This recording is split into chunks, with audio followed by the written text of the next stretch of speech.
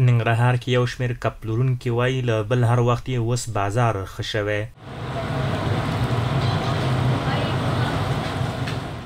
زهرالله چې په جلال آباد ښار کې د کب پخولو ځای لري وایي څو قسمه ماهیان لکه سیخ کباب، ګریل، کړۍ او نور پخوي. ژمی شو بېرته که نه اوس کارونه شکر د الحمدلله ښه شوي دي.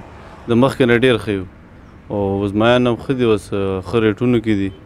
د دې وطني مایان دي او بس دغه مایان دي سیخ کې هم پخوو او کړۍ کې هم پخوو. مثال خبره ګریل کې هم پخوو. ګریل کې باید داسې رومیان او مرچک پکې ږدو او سیخ کې هم ښه دي الحمدلله.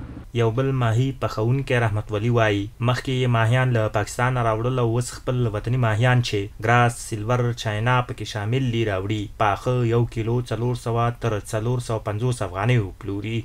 مونږ ته راځي ګراس مې راځي، سیلور راځي، چاینا راځي او ښه تازه د وطن مال ده. او د کانال مایان مونږ ته راځي خو په ټنونو باندې ښه ډېر او غواړو چې نور اضافه شي دا فارمونه.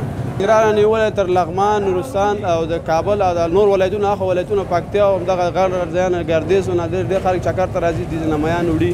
د ننګرهار اوسیدونکی هجرت الله هجران وایي هر کال له خپلې کورنۍ او دوستان سره په چکر د کبانو خوړلو لپاره جلال آباد ښار ته راځي چې اوس یې هم د خپلې کورنۍ لپاره واخیستل. غواړم چې دلته د خپل فامیل او دوستانو لپاره مایان راونیسم. د افغانانو غوښتنه هم دا ده او پیغام یې ورته دا دی چې راشي یوازې مایان نه باید په هره برخه کې خپل وطني تولید وکاروو تر څو زموږ هیواد زموږ وطن د اقتصاد نظره یو څه رشد وکړي، مثبت خواته لاړ شي.